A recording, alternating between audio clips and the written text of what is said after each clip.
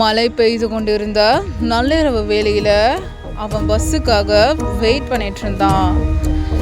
White churidar போட்ட பொண்ணு வந்து கருப்பூர் போகிற பஸ் வந்துச்சுன்னா என்னை கூப்பிட்டுங்கன்னு சொன்னான். அவனும் சரின்னு சொல்லிட்டு 10 நிமிஷம் கழிச்சு கருப்பூர் பஸ் வந்தானையும் திரும்பி பார்த்தான்.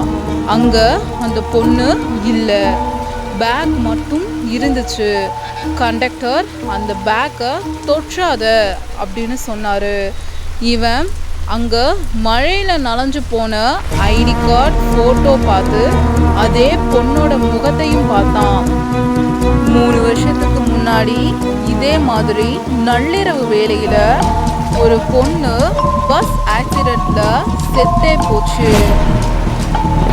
அவன் இதை கேட்டதும் அவன் காதுக்குள்ள ஒரு வாய்ஸ், கருப்பூர் பஸ் வந்துருச்சுன்னு சொல்லவே இல்லையே.